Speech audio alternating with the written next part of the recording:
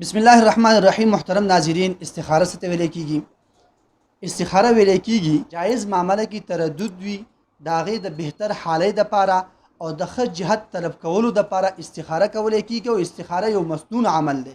د احادیثونو ته دې خبرې پته لګي چې استخاره رسول الله صلی الله علیه وسلم کړې ده او دا فرمایلی دي چې تاسو ته چې څه قسمه په یو ښه معامله کې کشمکش وي یا په هغې کې تردد راشي، تاسو استخاره کوئ. بیا چې د چا حاجت وي هغه به استخاره په خپله کوي، چې چا د څه قسمه کار دی، د چا څه مسله ده، نو هغه به استخاره په خپله کوي. او استخارې معنی ده د الله جل شانو سره څه مشوره کول. نو چې د چا کار وي هغه په خپله څه کوي، هغه به استخاره کوي. اوس استخاره چې ده هغه د ورځې یا د شپې دواړه ټیمونه کولی شي. خو فقها فرمایي چې بهتر صورت یې هغه د شپې دی، چې یو سړی نیت وکړي او د نیت نه وروستو نیت کې دا خبر وکړي چې الله زما دا کار دی، زما دا مسله ده، او په دغه نیت باندې د 2 رکعاته نفل وکړي او بیا د هغې پسې چې کوم مسنون دعا ده د استخارې هغه ووایي او په هغې کې دننه چې کوم هذا الامر راغلی په هغې کې خپل کار طرف ته اشاره وکړي او په دغه یکسویي سره دې څملي، په دې طریقې سره د استخاره وکړي. اوس دا لازمه نه ده چې سړی دې کې خامخا خوب وویني، نه، استخاره د خوب د لیدلو نوم نه دی. بعضې خلک وایي چې ما خوب ولیدو یا ما خوب ونه لیدو. که زړه ته د مایله شو بس هغه رای دې اختیار کړي، که ونه شوله د 2 ورځو پورې دا عمل جاري وساتي. استخاري نوم چې دی هغه رجحان دی، قلبي اطمینان دی، خوب لیدل نه دي. محترم ناظرین، دا شو د استخاري مفهوم چې کوم ما تاسو ته بیان کو. اوس راځو اصل طرف ته، کوم چې زمون خاص ټاپک دی. په خپل هغه ټاپک لرازو د نکاح دپاره د استخاري شرعي حیثیت څه دی. زما محترمو، اکثر بعضې کسان ډېر تپوسونه معنی کوي. کله زمونږ ګروپ ته د واتساپ د مدرسې هغې ته سوال راولیږي یا هسې پرسنل کې راشي چې آیا د رشتې دپاره موږ پیغام لیږو، موږ استخاره کړله، استخاره چې هغه ښه نه ده راختې، یا جینۍ والا دا خبره کوي چې موږ استخاره کړله د هلک په حق کې سمه نه ده راختې، یا هلک والا وایي چې د جینۍ په حق کې سمه نه ده راختې. نو د دې شریعت کې څه حقیقت دی او څه حقیقت نه دی؟ د نکاح شرعي حیثیت څه دی؟ چې آیا اوس په دې عمل کیږي او که نه کیږي؟ نو زما عزتمندو، اصل کتل موږ لا د شریعت هغه اصولو ته کتل پکار دي چې آیا شریعت ماته ته څه ښونه کوي. د رسول الله صلی الله علیه وسلم د رشتې متعلق څه احکاماتو، د صحابه کرام رضی الله عنهم اجمعین د هغوی څه احکاماتو. لهذا موږ به هغې ته ګورو، موږ به خپل د نفس خواهشاتو ته، یا مطلب هغه د انساني چې کوم تصورات دي د ورځې هغه ویني، د شپې هغه بیا خوبونه ویني، لهذا په هغې به عمل نه کولی کېږي.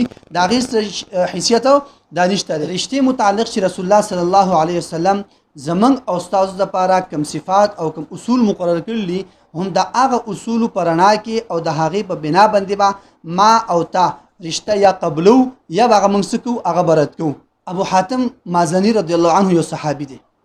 د فرمایي چې رسول الله صلی الله علیه وسلم وفرمایل چې کله یو سړی ستاسو څنګ ته د رشتې پیغام راوړي، نو تاسو وګورئ او د هغه د اخلاقونه او د هغه د دیندارۍ نه تاسو مطمئن یئ، نو هغه قبول کړئ.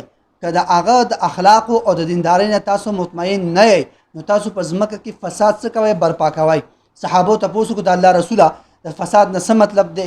نو رسول الله صلی الله علیه وسلم 3 ځله صحابي فرمایي چې دقه وفرمایل که تاسو له څوک د رشتې پیغام راوړي او هغه تاسو اخلاقي توګه باندې او دیندارۍ کې تاسو ته منظور وي، قبول یې کوئ، که نه یې رد یې کوئ. دا تاسو اوس وګورئ، په دې حدیث کې رسول الله صلی الله علیه وسلم خلقو ته د رشتې د قبلولو یا د رد کولو معیار چې دی هغه دین او اخلاق ښودلي دي، استخاره یا خوبي نه دی ښودلی. لهذا ته دې خبرې نه دا خبره ثابته شوله چې شریعت چې ما تا دپاره کوم اصول مقرر کړي موږ په هغې باندې ځو، موږ به د عقل، سوچ، فکر تدینه کار اخلو، په دغه بنا باندې به موږ رشته کوو. بجای د دې چې موږ دا سوچ کوو چې هلته کې دفتر والا دي، یا مطلب د یو کس باندې ما استخاره وکړه او استخاره چې ده هغه ښه راونښتله، لهذا دا فیصله زما په حق کې ټیک نه ده.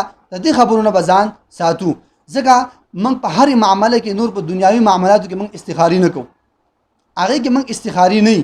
خو چې کله هغه جایز معامله ده، نکاح دی، شریعت موږ ته د هغې ښونه کړله، هغې خبرې کې موږ څه کوو؟ استخاره کوو. دا خبره هم ټیک ده، استخاره سړی په خپلو کې دا نه وایم چې استخاره مه کوئ، نه، استخاره وکئ خو په چای مه کوئ.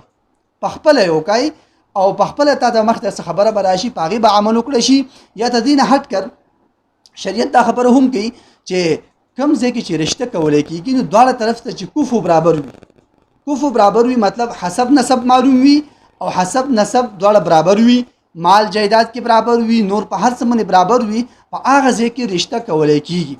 وس که الک د جنې د پاره کوي نو جنې چال چلن دی وکتل شي داغه اخلاق دی وکتل شي داغه دینداری دی وکتل شي داغه کار دی وکتل شي چې کاردار دا وکنه دا په دغه بنا باندې به د الک کړه سوچ کوي او د جنې ولدي هم سو کی سوچ په دې خبرو کې چې آیا الک څنګه دی هغه کاروبار یا مطلب داغه اخلاق داغه مطلب کردار هغه څنګه دی بس په دغه باندې سوچ کول دي په عقل او دانشمندۍ نه به کار واخلي حکمت او بصیرت په مخ ته کیږي په هغه بنا به سوشي رشته وکړي شي نه په دې باندې چې آیا استخاره کې خوب راخته دي نه راخته یا الله کې فلانی ویلي دا خبره ټیک نه ده د دې خبرونو مزان ساتو دی حدیث کې چې کوم صفات دي هغه صفاتو طرف ته التفات وکي او خوب طرف ته التفات مکوي څه پته لګي دي کې د شیطان څخه حسوي دغه ټیم کې خوب خخکاره شوی دی وروستو بیا بیوی د پاره هغه د افتراق یو صورت ګرځي یا د فساد او د ټینشن یو صورت ګرځي.